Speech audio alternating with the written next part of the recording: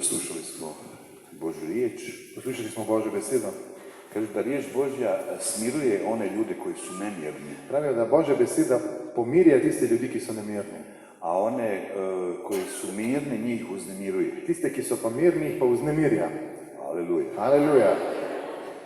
Čuli smo u današnjem prvom čitanju Slišali smo danes u prvem berilu, kako je Bog govorio Mojsiju licem u lice. kako je Bog govoril z Mojzesom iz obraza v obraz.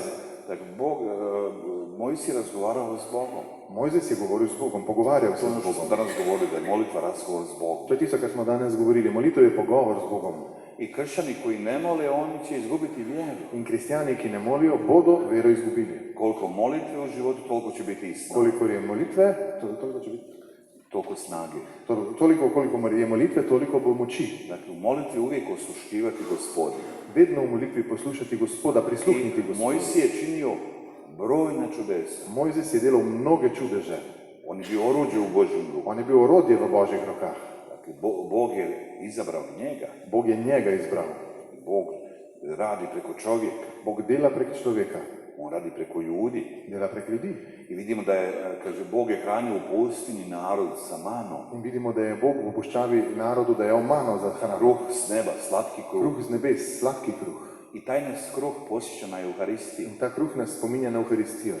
I oni Izraelci koji su jeli kruh taj u pustinji, oni su došli u obećanu zemlju. In tisti Izraelci, ki so ta kruh v puščavi jedli, so prišli v obljubljeno deželo. A oni koji nisu jeli, oni su umrli. Tisti, ki niso tega kruha jedli, so pa umrli. Tako mi Gospodin poziva i nas da blagujemo njegovo tijelo, kruh života. Tako tudi nas kliče Gospod, da jemo njegovo telo, da slavimo Da njegovo bi se telo, došli u obećanu zemlju. da bi prišli v obljubljeno deželo. A naša obećana zemlja je nebo Božje kraljevstvo. Naša obljubljena dežela pa je nebesa, to je Božje kraljestvo. Mi zato živimo. Zato živimo. Aleluja. Aleluja. Braći i sestre, na duhovnoj obnovi kušamo tu Božju dobrotu. Brati in sestre, na duhovni obnovi okušamo to Božjo dobroto. I lijepo je zapravo kad ima svećenik koji ispovijeda. Lepo je, če je tukaj tudi duhovnik, ki spoveduje. Jer Bog nam uvijek oprosti kad se kajemo za svoje grijehe. Bog nam vedno odpusti, ko se skesamo za svoje Jer grehe. Bog se nikad ne umara praštajući. Bog se nikoli ne utrudi pri odpuščanju. Bog oprašta i zaboravlja uvijek. Bog vedno odpušča in pozablja. To je jedno. To je ena stvar. A ako Bog tako radi, onda smo mi isto pozvani to činiti. Če pa Bog tako dela, smo tudi mi poklicani isto početi. Zato oprostite svima, braći i sestre, ako nešto niste oprostili. Zato odpustite vsem, brati in sestri, ki jim morda še kaj niste odpustili. Jer kad umrete, onda nećete moći oprostiti. Ker enkrat, ko umrete, ne boste več mogli odpustiti. Opraštati treba sada. Sedaj je potrebno odpuščati. Oprostiti srcem da biste ozdravili. Sedaj je treba srcem odpustiti, da bi lahko ozdravili. Znači, Bog oprašta uvijek, čovjek isto oprašta, teže malo. Veste, Bog vedno odpušča, človek tudi, ampak malo težje. Ali znate tko nikad ne oprašta? Veste, kdo nikoli ne odpusti? Priroda. Narava. Priroda i partija ne oprašta. Narava in partija ne odpuščajo.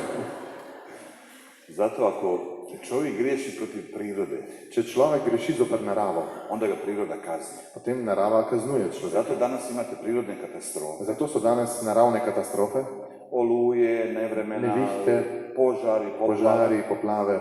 Dakle, to Bog nema ništa s tim. Bog s tem nima nič. Kaže, đavao je otac prirodnih katastrofa. Pravijo, da je hudič oče naravnih katastrof. Ako griješiš protiv prirode, Če grešiš zoper naravo, recimo bacaš smeće u prirodu, mečeš smeti v naravo, činiti pobačaj, delaš abortus, torej splav, neprirodno. to je Ti nenaravno. se vraćanjem, spiritizmom, okultizmom, Če se ukvarjaš z okultizmom, spiritizmom, vedeževanjem, podržavaš istospolne brakove. podpiraš istospolne poroke. Dakle, to su sve grijesi protiv prirode. To so vse grehi zoper naravo. I kad se griješi protiv prirode, onda te priroda kazni. In ko grešiš zoper naravo, te narava kaznuje. Jer priroda nikad ne oprašta. Narava nikoli ne odpušča. Ona se osvećuje. Ona se vedno maščuje. Braćo i sestre, vidite da u zadnje vrijeme Vidite, da v zadnjih časih u cijeloj kugli zemaljskoj vse povsod po zemlji se događaju prirodne katastrofe. se dogajajo naravne katastrofe. To je zbog toga. To je zaradi tega. Priroda ne prašta nikome, ona se osvećuje. Narava nikoli nikomor ne odpušča, vedno se maščuje. Čuli smo u današnjem evanđelju Danes smo v evangeliju slišali, kako je Isus Prije nego što je liječio bolesnike, on im je navještao Božju riječ. Da je Jezus preden je ozdravljal bolnike, oznanil Božjo besedo. I ako čitate Sveto pismo, vidjet ćete da Isusa uvijek slijedi jako puno ljudi. In če berete Sveto pismo, vidite, da Jezusu vedno sledi zelo veliko število ljudi. Jer Isus je govorio srcem, govorio je s ljubavi. Ker Jezus je govoril s srcem, iz ljubezni. On je govorio, njegova riječ je zagrijavala ljudska srca. Njegova beseda je grela, zažigala človeška srca. Zato je narod rekao, pa nikad nitko nije govorio kao ovaj In čovjek. zato je seveda to ljudstvo govorilo, nikoli nišče ni govoril kot ta človek. I toliko je bilo svijeta da je Isus zamolio apostole da malo odmaknu čamac od kraja. In toliko je bilo ljudi na enem kraju, da je moral Jezus v čoln in se odmakniti od tega kraja, torej moral iti na vodo. Da ga ne bi narod zgnjeo. Da ga ne bi pohodili, poteptali, I stisnili. onda je Isus navještao riječ. In tam je Jezus oznanjal Božjo Evo, besedo. braćo i sestre, i mi bi trebali odmaknuti čamac od kraja. Včasih bi tudi mi morali se s čolnom malo umakniti na morje, Ne samo da budemo, dakle, na zemlji. da nismo samo na kopnem. Ako drugima propovedate evanđelje, Če drugim oznanjate evangelij, onda ste vi odmaknuli čamac od kraja. potem ste vi malo čoln pomaknili naprej na morje. Aleluja. Aleluja. Dakle, Isus govori o sijaču. Jezus govori o sejalcu Božju riječ uspoređuje sa sijačem. in Božjo besedo usporedi, primerja z sejalcem. Sijač koji baca sjeme u zemlju. Sejalec, ki meče seme. I sada, dakle, to sjeme donosi plod. In to seme potem obrodi sadov. Donosi plod u čovjekovom srcu ako čovjek to koliko prihvati, koliko s ljubavlju prihvati tu riječ. To seme, koliko človek to sprejme z ljubeznijo, potem prinaša sadove. Zato smo pozvani mi sijati riječ. Zato smo mi poklicani, da sejemo seme in Riječ Božjo i besedo, riječ. da oznanjamo Božjo besedo. Evo, volim ono kad piše riječ, kaže Isus izađe. Zelo mi je všeč, ko piše takole, Jezus je šel ven, Taj glagol izaći. torej šel ven, iti ven. Papa Franjo stalno govori, izađite iz crkve, Papež Frančišek nenehno govori, pojdite ven iz cerkve, navještajte vani Božju riječ. zunaj oznanjajte Božjo besedo, Dakle, sijite Božju riječ. sejte Božjo besedo. Jer, braći i sestre, velika je tragedija Velika tragedija je, brati in da smo sestre. se mi svećenici, mi samo propovedamo Božju riječ u 4 zida. Veste, velika tragedija je, da duhovniki oznanjajo Božjo besedo med 4 stenami. A grešnici nisu u crkvi, grešnici su vani. Grešniki niso v cerkvi, grešniki so zunaj. Zato Papa kaže, izađite na ulici. Zato papež pravi, pojdite na ulice. Isus je izašao iz sinagoge. Jezus je izšel iz sinagoge, Išao među ljude, u prirodu, navještao im Božju šel riječ. je med ljudi, v naravo, oznanjal Božjo besedo. Jer grešnici nisu u crkvi, oni su vani. Grešniki niso v cerkvi, oni so zunaj. Zato moramo ići tamo. Zato moramo tam oditi. Njima navještati Božju. Njim oznanjati Božjo besedo. Ako želite uloviti ribu, Če želite uloviti ribo, pa mrežu nećete baciti u svoju kupaonicu. ne boste mrežo metali v svoji kopalnici. Tu možeš uloviti samo sapun. Tam lahko uloviš samo milo. Ribe su u moru. Ribe so v morju.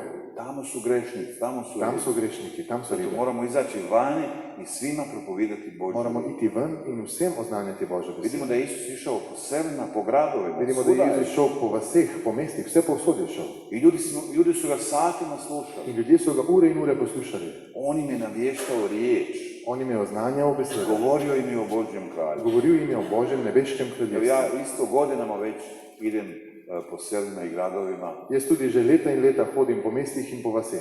I u crkvama i vani u dvoranama. Znotraj v cerkvah in zunaj v dvoranah Sijem, navještam Božju riječ. sejem Božjo besedo, oznanjam Božjo besedo. Kad se Božja riječ navješta, Veste, ko se Božja beseda oznanja, onda se rađa zajednica. takrat se rojeva skupnost. Da oni koji su povjerovali, Tisti, ki so začeli verovati. neće svi povjerovati. Ne bodo vsi začeli verovati. Ali moramo biti neumorni u navještanju, propovijedanju Ampak Božje riječi. neutrudno moramo oznanjati Božjo besedo. Jer kad mi propovijedamo Božju riječ, Ker ko mi oznanjamo Božjo besedo, onda Duh Sveti djeluje. potem Sveti Duh deluje. A ja bih rekao da je riječ Božja i Duh Božji su povezani. Jaz bi celo rekel, da je Božja beseda in Sveti Duh, da so popolnoma povezani. Jer Duh Božji ne može djelovati dok mi nismo izgovorili riječ.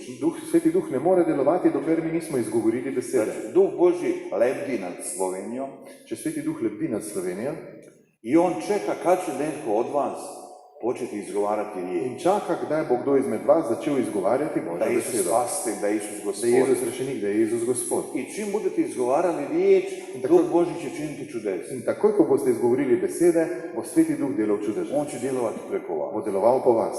Da kao ono što sam govorio i prije svete mise, Kot tisto, kar sem govoril pred svetom Mašo. i danas, dakle, ne možemo bez Duha Svetoga navještiti Božju riječ. Ne moremo, tudi danes, ne moremo brez Svetega Duha oznanjati Božjo Treba nam Duh besedo. Sveti. Potreben nam je Sveti Zato Duh. molimo da se Duh Sveti spusti na nas. Zato molimo sedaj, da se Sveti Duh spusti na nas. Da budemo neustrašivi u propovjedanju Božje riječi, Da smo neustrašni pri oznanjanju Božje u besede. sijanju sjemena. V sejanju, v setvi semena. Neka Torej, da tako sejemo bude. seme. Amen. Naj bo tako. Amen.